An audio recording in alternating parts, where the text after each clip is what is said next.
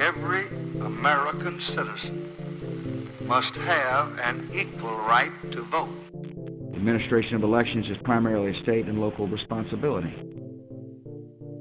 Whether you voted for the very first time or waited in line for a very long time, by the way, we have to fix that.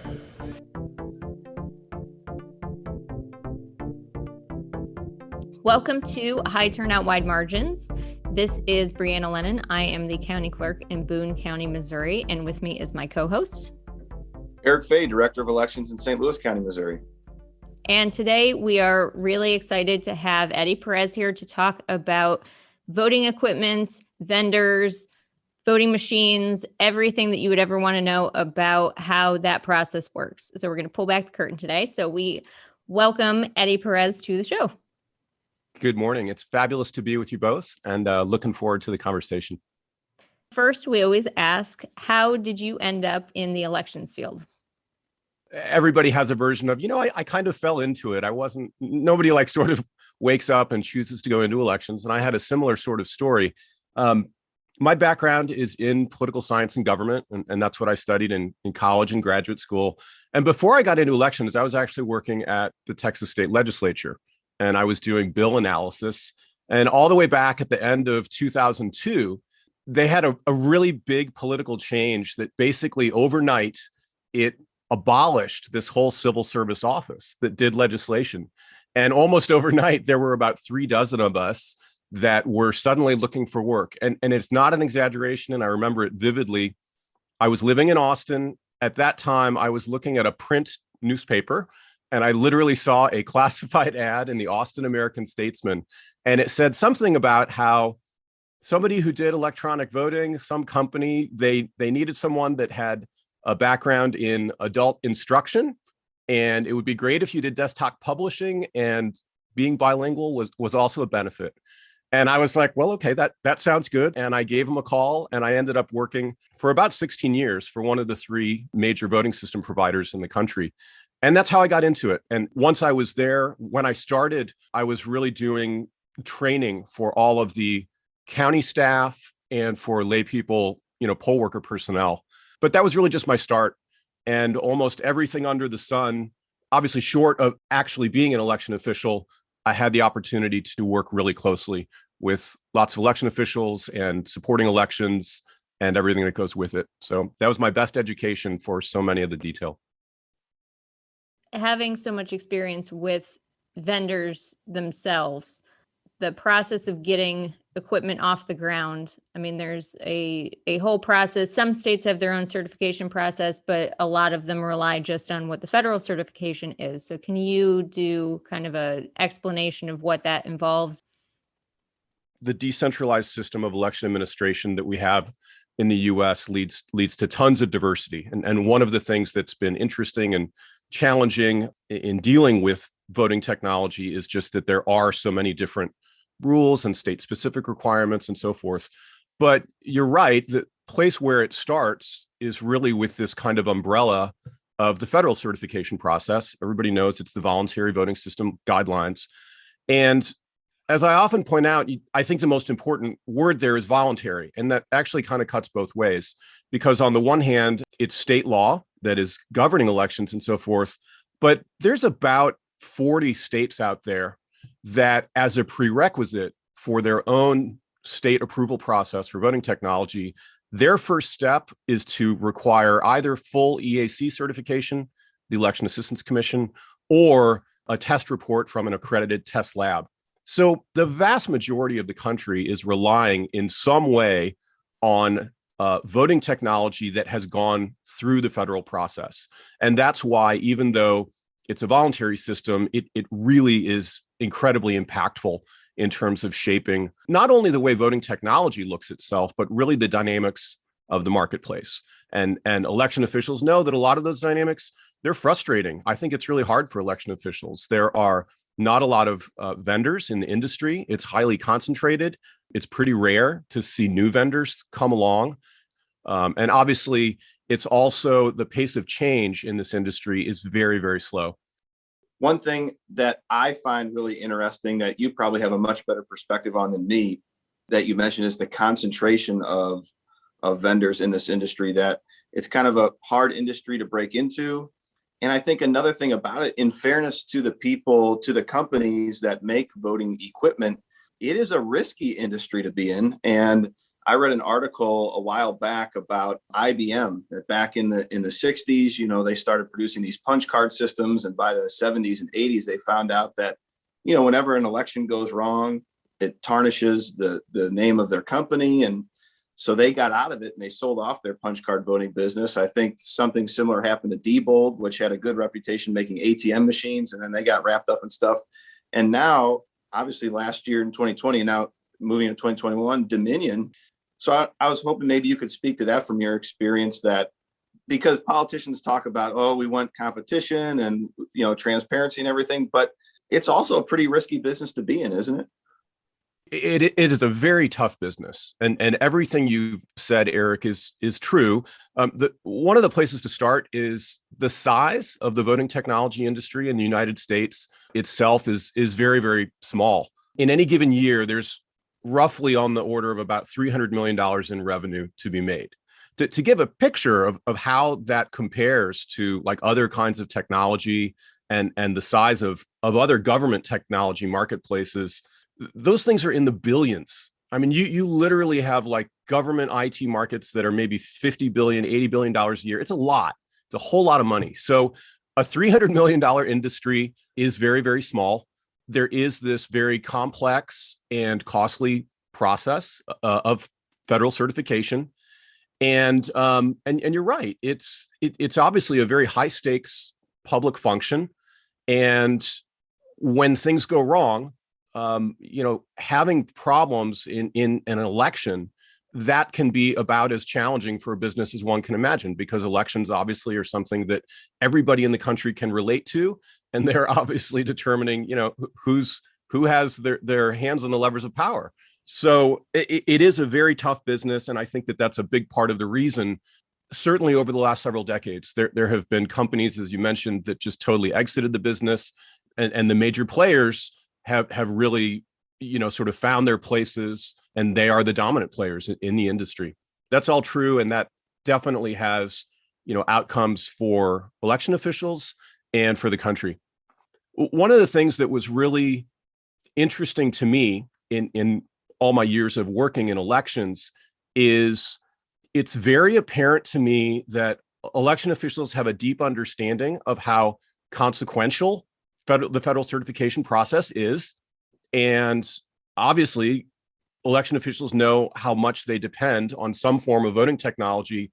But there's no doubt that for many, many election officials out there, even the ones that are most plugged in and the most savvy, I think it's fair to say generally, there's a lot of question marks. Like, yeah, I know the federal cert process is huge and important, but I don't really know anything about it. I just know that it's huge and important. And at some point in the years ahead, some kind of technology is going to come out of all that big sausage making.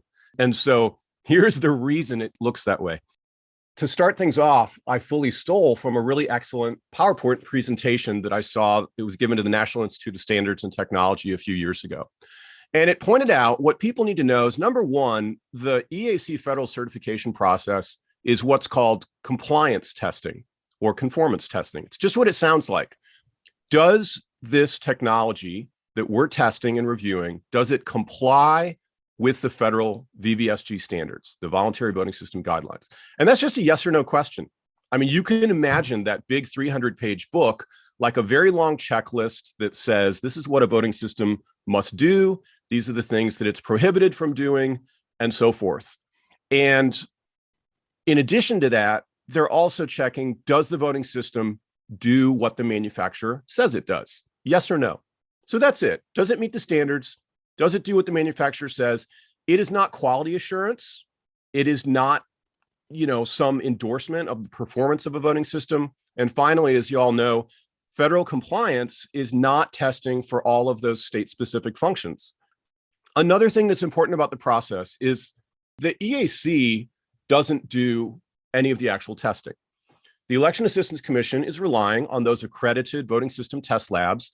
And basically, the overall federal cert process is a complicated back and forth between the vendor and the test labs and the EAC based on a exchange of documentation and test procedures and results reports. And basically, the EAC functions like a bureaucratic, almost like a ringleader. They're the referee of that whole process, and they're ensuring that everything that happens is documented and following the rules that are in it's called the Testing and Certification Program Manual.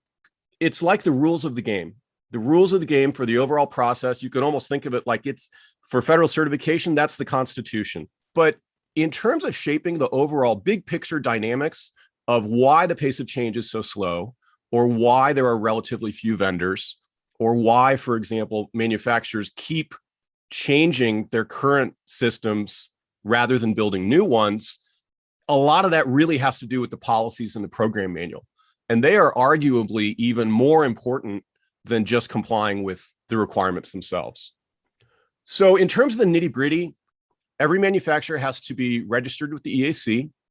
They apply for each individual certification campaign, and every manufacturer gets to select which voting system test laboratory they're going to work with and use.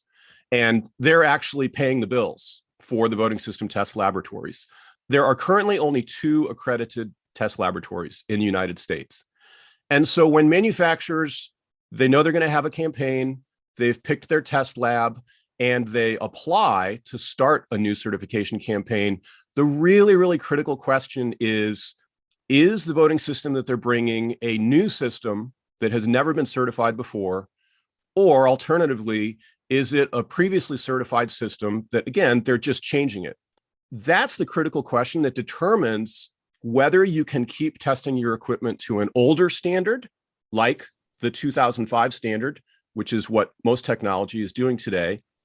Or in contrast, if you have a new system, there are certain conditions where you don't have any choice but to test your voting system against the newest standard. Ultimately, those policies are a big part of the reason that we continue to see most of the fielded systems that date all the way back to the 2005 standard. The testing itself, you can divide it into kind of 3 sections. There's a pre-testing phase, and then there's the actual testing, and then there's a post-testing phase. During the pre-testing phase, the EAC and the test laboratory and the vendor, they have a kickoff meeting to just kind of understand the overall voting system configuration. They ask questions about what's new, what's different, what did you change? A really important part of this, which is a good lesson that the EAC learned over the past 20 years or so, is during the pre-testing phase, they're really trying to make sure that everybody's actually ready, that the voting system itself is fully baked, and that it is ready for test, that the manufacturer is not trying to rush something along before they're really ready, because that, of course, just leads to inefficiency for everybody. And so as part of that process, they have what's called a test readiness review. And there's almost like a little introductory training that happens between the vendor and the test lab to make sure that they literally understand how they're going to use the system. And the last 2 things that are really important in that testing phase, and just generally in federal certification, there is an enormous amount of documentation that is required by the EAC. Instruction manuals. It has to do with detailed procedures for how you configure equipment. It has to do with your security features. That is referred to as the technical data package. And before they start, the test labs will look at some small portion of the actual software source code in the voting system. And the source code review is basically just to make sure that the software is well constructed and it's following, just sort of acceptable conventions and so forth. And I know for election officials, your voting system can feel frozen in place. Making any kind of a change, sets off a whole chain of different tasks, operations. It takes time. It's like turning a battleship. The reason that is the case is because every single time that a voting system is going through a test campaign, the test lab and the EAC are testing that exact system. Every single component has a particular version of software on it. Your EMS ballot definition software is version 11.2. It's not 11.1. You've got a different set of software on your optical scanning machine, on your ballot marking devices, your tabulation computer. You get the picture. And when any one of those things changes, you effectively have a different system. So the way that this is effectively getting locked in place is before testing begins, they do an exhaustive verification of every single system function that's in the documentation. And the second piece is what they call a physical configuration audit. And that is where they're, again, checking every single component, every subcomponent, every subsystem, and ensuring that it matches the exact versions and configuration that the vendor is submitting. And once they've done all of that, it's really up to the voting system test laboratory to start running through that checklist in the VVSG requirements. And the voting system test labs, for some portions of the testing, they also rely on additional third-party labs. So, for example, they go through temperature testing or humidity testing. They literally take scanning machines and they put it in a humidity chamber to make sure that, you know, when your paper gets a little bit damp because of humidity in the air, can it continue to reliably scan those ballots without getting paper jams and so forth. And so they do all the testing. They run through everything they need to. All of that is done according to a test plan that the test lab needs to submit before they begin. The EAC has to approve it. And at the end of the entire process, in the post-testing phase, the test laboratory writes the all-important test report. And that is the final summary of what happened in those tests. Did they indeed find compliance with all of the applicable requirements? And at the end of the test report, the test laboratories will have a sentence or two where they make a recommendation of whether the voting system configuration should be granted certification. And ultimately, the EAC is the decision authority on all of that. There's an official document called a scope of certification. That's the system. The all-important question, how long does certification take? A new system is always going to take longer. And it also depends on the scope of the changes. A certification campaign could happen in as little as 1 to 3 months. That's relatively fast. I think that's less typical for entire systems or systems that have been certified before, probably somewhere between 6 and 12 months to get through a full federal certification is not uncommon. And overall, you know, even in the worst case scenario, a federal certification campaign should not last longer than about 18 months. And again, to emphasize, this is all even before we've gotten to the respective state approval processes. Vendors are going to analyze, well, they know in advance, they know the markets that they're most interested in selling the product. They're going to go to those states. And again, you know, states have very, very diverse practices in terms of certification. I have seen some states that certify things in as little as a month or so. And in some places, the state approval process may not be all that much more complicated than a demonstration. I mean, in some places, it looks a little bit like a sales demonstration and a Q&A. That's less typical. And there are some states that are very, very, very rigorous and that are arguably even harder than federal certification. But you can very easily start stacking up 2 to 3 years to just kind of get to the square one of where you want to be. And that's if things are working smoothly. One thing I'm really curious about, because of your experience with the testing and certification process, but also with the procurement process for voting systems, I've always found it interesting the difference between a statewide procurement of a voting system and like a county by county procurement of a voting system. In Missouri, it's county by county, and I probably personally prefer that because, you know, if the state was foisting a system upon me, it probably wouldn't be the one I want. However, it could also be the case that procuring something statewide, the state might drive a better bargain with the vendor, perhaps, and there would be more uniformity across the state, maybe more knowledge sharing across jurisdictions that have the same equipment kind of thing. curious what your perspective is on that from your experience.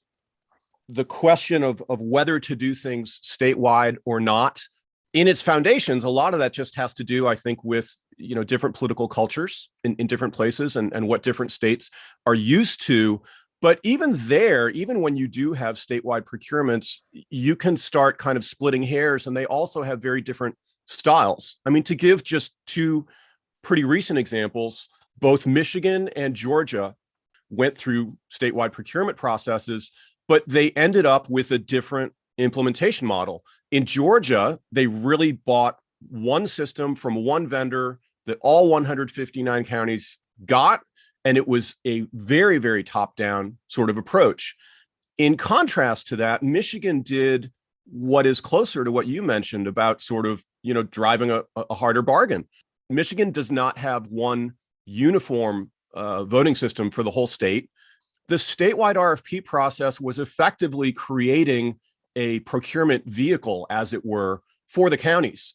And so on the one hand, the state was able to manage some of the uniformity of what they wanted voting systems to be able to do so that they would be in line with all of the laws and the administrative rules. And I think that was very good in terms of creating things that can feel a little more seamless, and it allows the state to perhaps manage things more broadly and more efficiently in the future.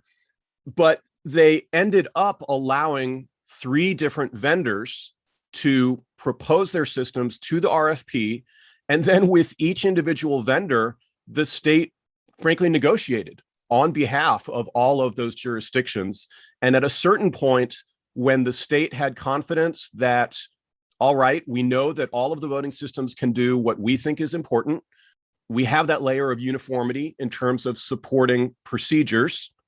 And last but not least, we're convinced that we have driven these prices as low as we can possibly get them. Now we're going to give all of the individual jurisdictions the opportunity to go and purchase one of those 3 systems. In my mind, we're kind of in the second generation of very similar equipment. And I think you kind of spoke to that. We're still working on very similar stuff. There hasn't been this huge, innovation jump.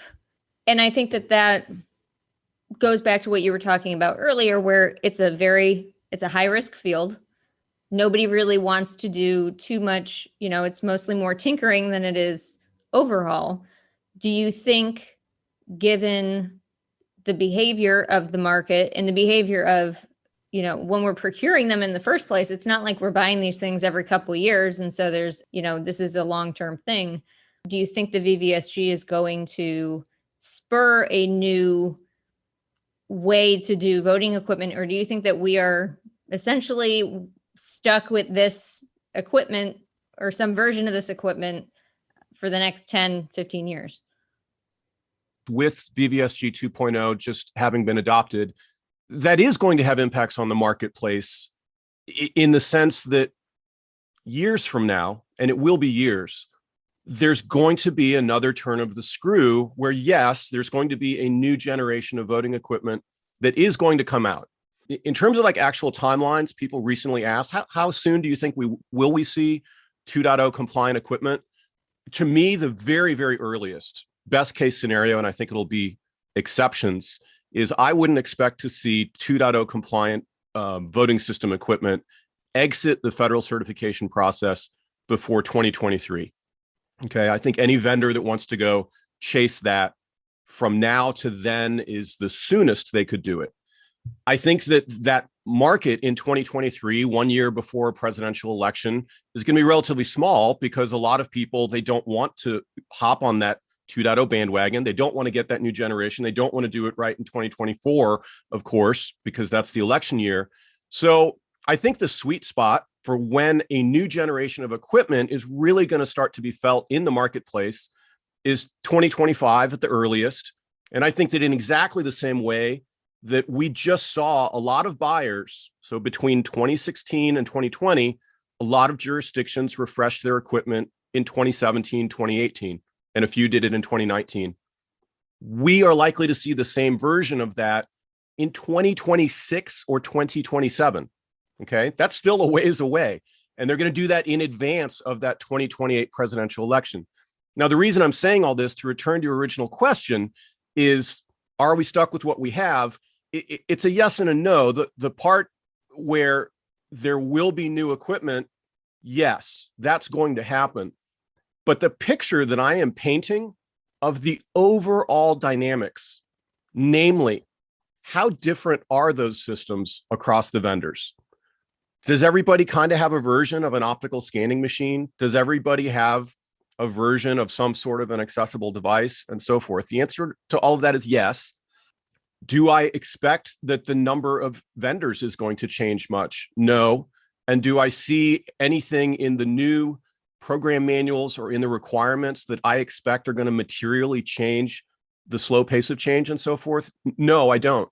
So in that sense, there's no doubt that VVSG 2.0 is going to be impactful, but I don't think anybody should get, too optimistic about it having dramatic changes in the dynamics really quickly. I just don't think that's going to happen. Some of the things that I expect to happen with the new generation of voting equipment, they are not unlike what has happened in the past, but it is going to lead in some new directions. So if, for example, you just ask, well, what is the impact of the federal standards on how the technology actually gets developed? So one, there's no doubt that the requirements and the standards, they do shape the voting system designs themselves. 40 states are requiring some form of EAC certification. That means that meeting the requirements in the new standards is kind of like table stakes for all of the manufacturers. And to that extent, all of those functional capabilities that are in the standards, they have a kind of leveling effect. They effectively become a blueprint that every manufacturer, in some way, shape, or form, there's obviously variations, but again, everybody's going to have an EMS. In 2.0, the vast majority of people are going to have paper-based systems. Everybody is going to have to meet accessibility in some way. Everybody is going to have their tabulation computer. The other reason that the federal standards matter is they shape what I would call the broad thrust of the voting system architectures themselves. 2.0 effectively disallows paperless DREs, for example. The only kind of electronic systems that could meet 2.0 requirements are what are known as end-to-end verifiable systems, that many of them use complex cryptography to allow verifiability.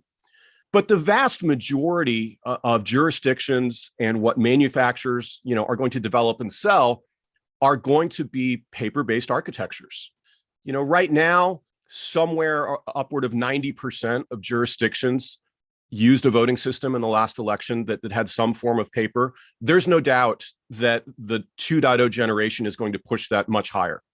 So that's another way that the standards can, as I said, they shape the broad thrust of the architectures.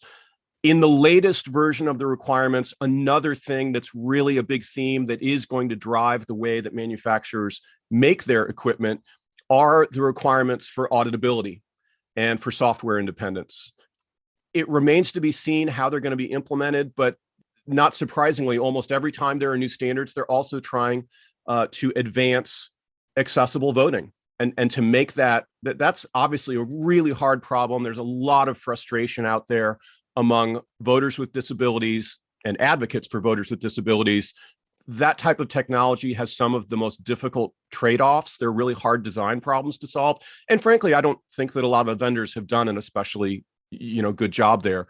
But that's another thread that runs through the standards that I think is also going to be pushing the designs. A lot of the things that I don't think are going to change are unfortunately negative consequences of how the federal standards shape the marketplace. Everything that I talked about, is it a new voting system? Is it a modification? Are you doing an old standard? Are you doing a new standard? What the EAC program is doing is it shapes how frequently change happens. In this industry, the answer is it doesn't change very often. So certification is going to remain complex. It's going to stay costly. It's going to continue to take time. And manufacturers don't like to do it more than is necessary. And that is why vendors might wait months or even years to make changes that election officials want. You know, there might be one tiny little thing that you need to make your reporting a little bit easier, or something that maybe your voting system approximates one of your state procedures, but you have a simple thing that could make it a lot more efficient. And it's very natural and reasonable for election officials to feel like that's like one tiny thing. How hard can it be? Well, the reality is that those vendors are sitting there and building these long wish lists. And they're saying to themselves, I may only be going into certification every 1 or 2 years, and I'm going to have a punch list of the most important features that my most customers want. And that's what I'm going to do in my next campaign.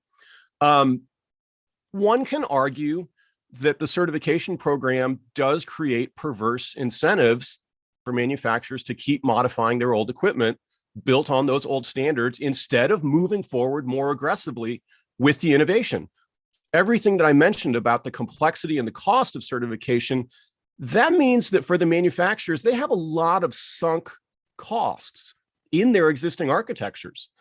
They invested a lot in those baselines, if you will, and they want to try to get a return on investment on those costs by continuing to sell what they already have for as long as they can, rather than having to scrap their current designs and do the heavy lift of starting something over.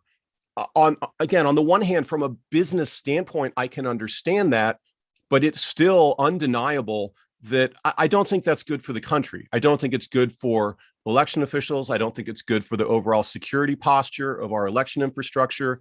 And the last thing that I want to talk about is the EAC does have a really important role to play here. As an institution, as an agency, the question of how quickly they develop and adopt new standards or not really creates a lot of business uncertainty for the manufacturers. I'll give you a quick illustration. All the way from 2009 to 2015, and during this period of time, the EAC lost a quorum of its commissioners. There was a lot of uncertainty about whether the standard before 2.0, which was just a minor set of changes, this is the 1.1 standard, a lot of uncertainty in the manufacturers community about whether it was ever going to get finished. And so between 2009 and all the way up to 2015, a lot of manufacturers basically said, I'm skipping that whole standard. I'm not going to design anything to the 1.1 standard. I have my 2005 standard system and I can keep selling that. And we're going to see what happens with this new 2.0 process. But then the 2.0 process also took a long time. You know, it was launched in 2016, and originally the EAC's goal was to wrap up the new 2.0 standards in early 2018. It just happened. And this illustrates that for reasons that election officials can't control, for reasons that manufacturers can't control, and for political reasons, again, if they don't have a quorum, if they can't adopt new standards, everybody else is sitting there and waiting for them to do something. And it is not an exaggeration to say that a lot of manufacturers ended up taking a, hey, let's wait and see for the last 11 years. So the bottom line, again, is that when the EAC moves slowly in terms of the standards update process, it basically slows down the whole industry. Everybody ends up risk averse. Everybody ends up resistant to change unless it's absolutely necessary. And again, that is why every EAC certified voting system that exists out in the world today is designed to a standard that is 16 years old. And that is an eternity in the world of technology. And the kinds of technological threats that existed in 2005 versus the kinds of threats that exist today, and we have evidence of foreign nation states trying to interfere in our elections. That's why this stuff matters. That's where the rubber, really meets the road. There are some things that I don't mean to sound like a downer here. There are some really important things that happened in 2.0 that will make a meaningful difference. First is the emphasis on auditability and the emphasis on paper-based architectures. I think that that's going to push the country farther in the direction of evidence-based elections, which is what we need. It's not magically going to solve our problems with public confidence in elections, but there's no doubt that, kind of an institutional recognition and facing the reality that, yes, technology is vulnerable and voting systems are no exception. I think it is just important that we have updated security standards. As I mentioned, the pace at which technology changes is very, very fast. And there are also some, tentative advancements in accessibility. The 2.0 requirements, I think what is a shift in accessibility from the previous, that they're emphasizing that you have to provide equality of access throughout the whole voting process, not just marking your ballot, but also verifying it, the way that you cast it. It's basically saying that every step of the process has to support all voters. And I think that's going to have some significant implications for what future hardware designs might look like. Change is happening. It matters that there is a new set of federal standards for voting systems, and election officials can expect to see those changes. They're going to lead to a generation of different voting equipment. Having said that, I think everybody needs to kind of moderate their expectations. The requirements alone are not going to change the overall framework in which all of this is happening. There are no big changes that I can see in the program manual to facilitate more agile changes to voting systems, for example. Minor changes that can be done without certification, for example, that doesn't include security patches. It hasn't in the past. It probably won't in the future. Again, there's no changes to the overall basic framework, which relies on these sort of squishy definitions of new versus modified systems, and the fact that you have hundreds and hundreds of requirements. So there's no reason to think that the time and costs of certification are going to materially change. This is essentially a 20-year-old framework that came out of HAVA, and the way things were set up is from another era in response to a different set of questions in a threat environment that was also really different. And I think that until state and local officials, Congress, the EAC itself, until they look at the fundamentals and say, I really want some different outcomes here. I do want more manufacturers. I do want a faster process. I need more flexibility and agility, or I need to be able to update, security features more rapidly. If those are the outcomes that people want, and they're the obvious ones, expecting to get those in a framework that people are not apparently willing to tinker with very much, it's not likely that those outcomes are going to happen. Something else is going to have to give. And I think that that's the main takeaway for the next 10 years. I think that's a great point. And a good reminder to everybody that we don't just have to be passive participants in the process.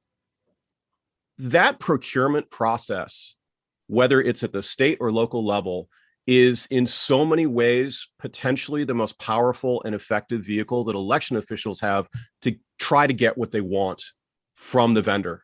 If election officials are talking to each other and sharing information about their procurement processes, there is strength in numbers and there's strength in shared information. So I think that's one of the most important things for election officials to be thinking about. And the other one is, press on your vendors. They want to have that business, make them earn it. If there are things that are really necessary, I'll tell you, in my own experience in the industry, there are marketplaces where the buying authorities just made it sort of clear, if your system doesn't have a certain capability, XYZ, it's not going to be competitive and we're not going to be interested. And there's nothing like that kind of message, either implicit or explicit, to make a vendor get off their butt and go back to the development table and make some changes in their system. So that's exactly right. Don't be a passive participant. Take ownership of what you need and tell the vendors what you want and push them to get there. All right. Well, thanks everybody for listening. Please join us on the next episode of High Turnout, Wide Margins for exciting coverage of election administration topics. Hope you tune in.